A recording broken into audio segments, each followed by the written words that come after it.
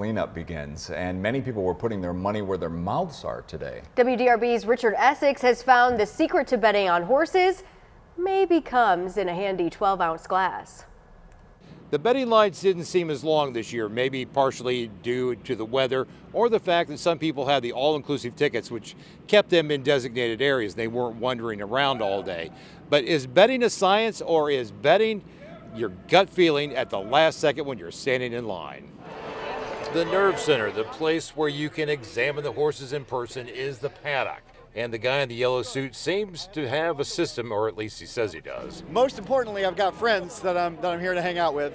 But I'm also keeping an eye open.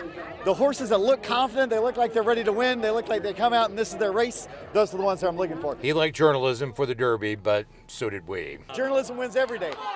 An ingredient that is overlooked by professional handicappers has nothing to do with the horse, breeding, the jockey, or the trainer. So you're over here watching. Yes. What are you looking for? I'm looking for an anxiety-free horse. I'm looking for a confident horse. Oh, okay. Yes. All right. I'm looking for a horse that feels like it can win. These two are putting their money on Tistastic, mainly just because of the name. And here's the thing, it's just because I love the name.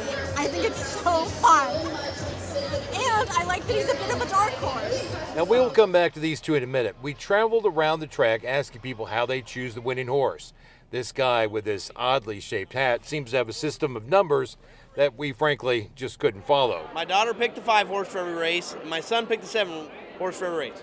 That's not one of our numbers, so I said, okay, so I'm going to do the 4, 5, 9, and I do the 7. Then we came across a guy with a lucky cigar. He says it has delivered for him today.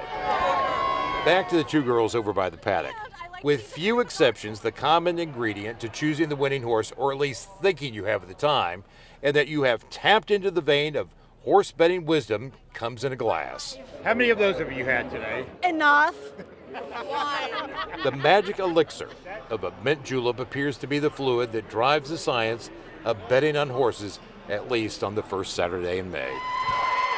Of all the people we talked to today, the 15 or 20 people that were in line placing bets, not a single person we talked to today picked the winner. So what does that tell you about the science of betting?